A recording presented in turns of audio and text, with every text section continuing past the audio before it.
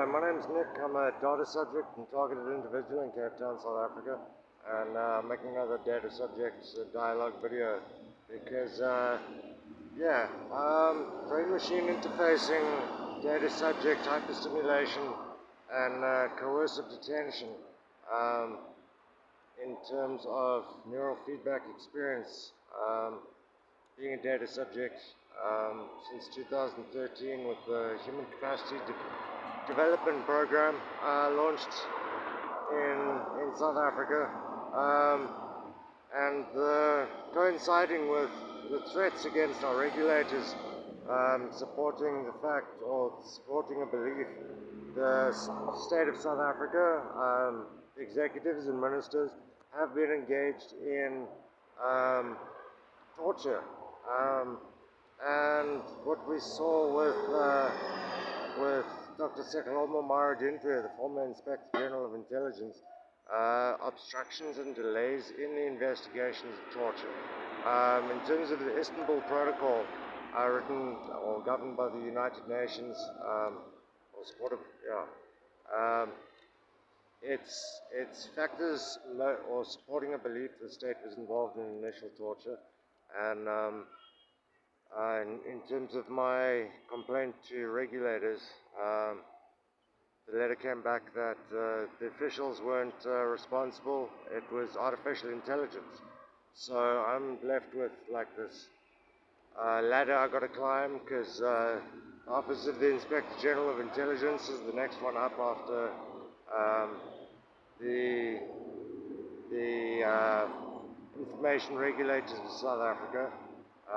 In terms of complaints regarding data subjects, neural manipulations and hyperstimulation, coercive detention or data destruction via electronic harassment.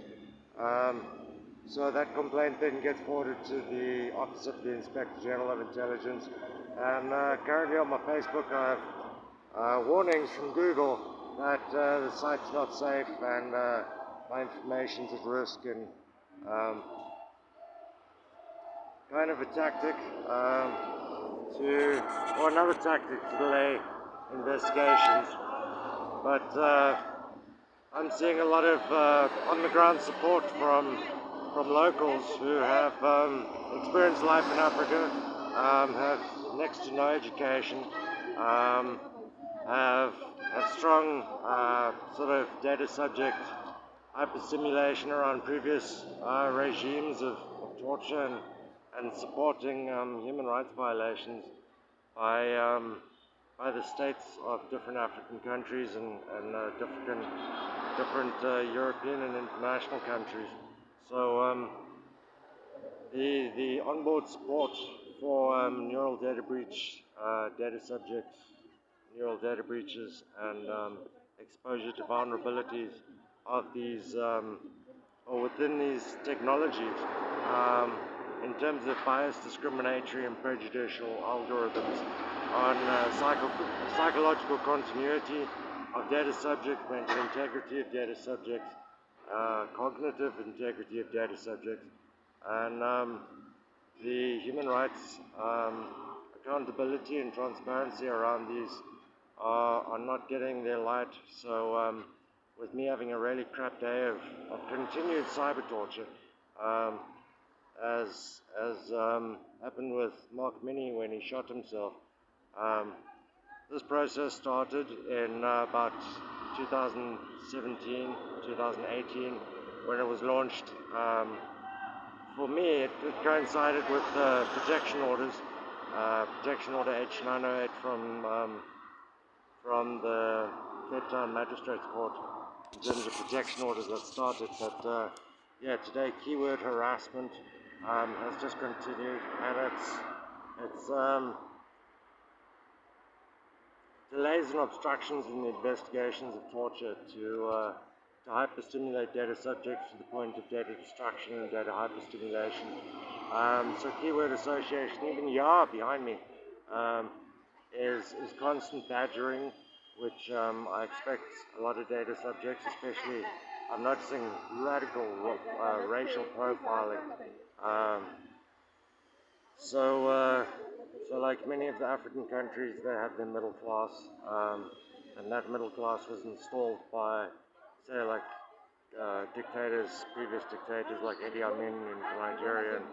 Um, they were previously supported by European countries because they had military presence there and colonialism. So all of this environment is specifically controlled by various groups. I mean, even the English Christianity movement of churches and whatnot, they were happily making money and building a real estate investment portfolio out in South Africa during the previous regime, and they're still continuing. It doesn't matter about the, the blatant human rights violations continued and instigated by members of state, and yeah, so um, my efforts continue. I've literally hit a wall, a roadblock in terms of harassment around my complaint to the United Nations. There's another one years. Continued data subject hyperstimulation in terms of neural feedback experience and badgering, harassment, keyword English association. So yeah, I thought I'd make another video because actually I think these people are fucking pathetic. Excuse me, I'll put a trigger warning up. Because as authors such as Rowena Rodriguez in the Journal of Responsible Technology highlighted, these technologies are said to be powerful. They are powerful, but in terms of her article, they're powerful, and the vulnerabilities within the spectrum deserve accountability and transparency and whatnot. And threats against our regulators support a belief the state is involved in